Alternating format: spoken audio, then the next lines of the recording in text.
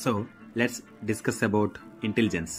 నువ్వు, నేను, అలాగే అందరూ ప్రజెంట్ ప్రపంచంలో బ్రతకాలంటే మనం 2 విషయాలు గుర్తుపెట్టుకోవాలి. అందులో నెంబర్ 1, ఒకడు నీకు ఫ్రీగా ఫుడ్ పెడితే దాన్ని వద్దని విసిరు కొట్టాలి.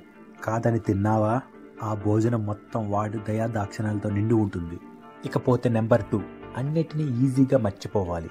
ఎందుకంటే ఈ ప్రపంచంలో అన్నిటికన్నా అత్యంత ఆనందకరమైన జీవి ఏంటో తెలుసా? The gold fish. ఏ విషయమైనా నాట్ మోర్ దెన్ 10 సెకండ్స్కి మించి గుర్తుపెట్టుకోలేదు. సో నువ్వు కూడా హ్యాపీగా ఉండాలంటే నువ్వు ఒక గోల్డ్ ఫిష్ అవ్వక తప్పదు. ఎందుకో తెలుసా? జనాలకి మన కథ ఏమిటో తెలియదు, కారణం ఏంటో అడగరు, కానీ మనమేంటో వాళ్ళు ఈజీగా డిసైడ్ చేస్తారు. సో అందుకే ఇక్కడ ఎవడి స్టోరీ వాడి దగ్గరే ఉంచుకోవాలి.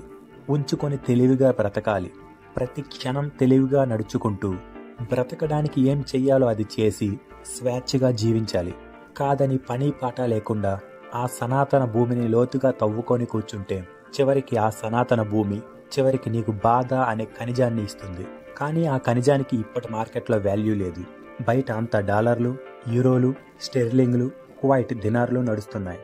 అలాగే ఒక్కసారి నీ తోటి భారతీయుడిని చూడు. వాడు డాలర్స్ కోసం పిచ్చి కుక్కలా పరిగెడుతున్నాడు. కానీ ఈ జంతువులకి తెలియని విషయం ఏంటంటే ప్రస్తుత ప్రపంచంలో ఏదీ శిలాక్షరం కాదు. రోజుకో కరెన్సీ తగ్గుతూ పెరుగుతూ పోతూ ఉంది. సో చివరికి నీ పనే ఏ కరెన్సీ రావాలో డిసైడ్ చేస్తుంది. కేవలం పని మీద మాత్రమే ఫోకస్ పెట్టు, కరెన్సీ మీద కాదు. So what I'm trying to say is, జీవితం పట్ల కొంచెం తెలివిని ప్రదర్శించు. అలాగే మరికొంచెం పట్టింపు లేనితనాన్ని కలుపు.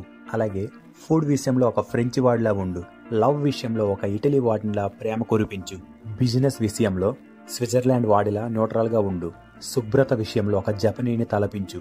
బట్ మద్యం మత్తులో, రాజకీయాల పిచ్చిలో వాడిని వాడే మర్చిపోయే ఒక భారతీయుడిలా మాత్రం ఉండొద్దు. ఎందుకంటే ఆర్జీవి చెప్పినట్టు వీళ్ళు కేవలం గొర్రెల్లాంటి వాళ్ళు. వాడు చూసిందే వాడి ప్రపంచం. ఒక మనిషి ఎండలో పడుకున్నాడు.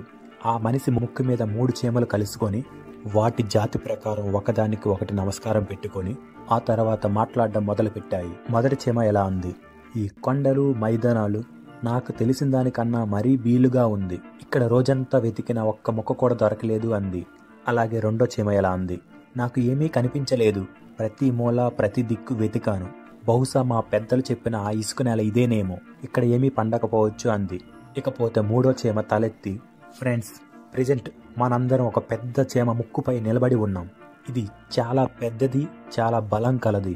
దాని ప్రక్కన మనం నడవలేకపోవచ్చు. దాని నీడ పెద్దదై ఉండొచ్చు. బహుశా దాన్ని మనం చూడకపోవచ్చు అంది. అలా మూడో చీమ మాట్లాడినందుకు ఆ మిగతా 2 చీమలు ఒకదాన్ని చూసి ఒకటి నవ్వుకోవడం మొదలెట్టాయి.